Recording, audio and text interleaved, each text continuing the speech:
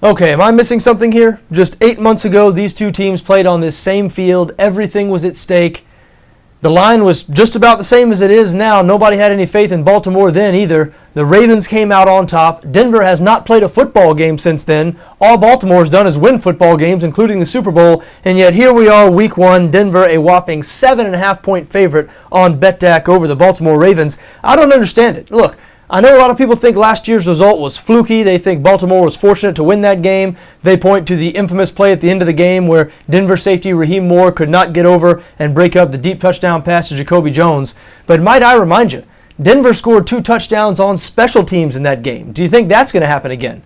That was an evenly played game, and I don't see any reason to expect anything different this week one matchup here on Thursday night. Now, I know there's been a lot of talk this offseason about what Baltimore has lost. Certainly they're not the same team they were last year, losing veteran leaders like Ray Lewis, Ed Reed on the defense, and that wasn't it. Other productive starters like Dannell Ellerbe, Paul Kruger, certainly Anquan Bolden on the offense, don't want to leave him out, but I haven't heard a whole lot of people talk about the players Baltimore has brought in. Ozzie Newsome hasn't just been twiddling his thumbs. They brought in some good players, especially on defense.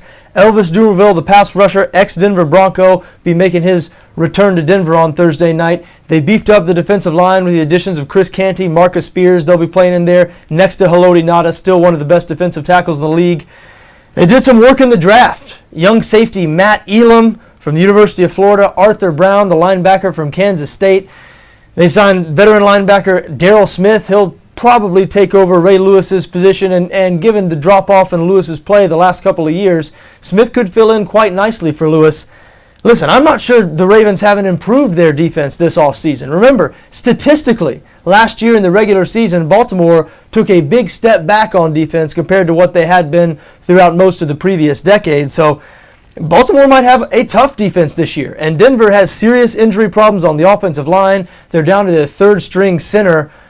They're without their best 2 players on defense. I mean, look, I'm not sure Baltimore's going to win this game, but you give me the opportunity to take Baltimore and 7.5, and I am taking it.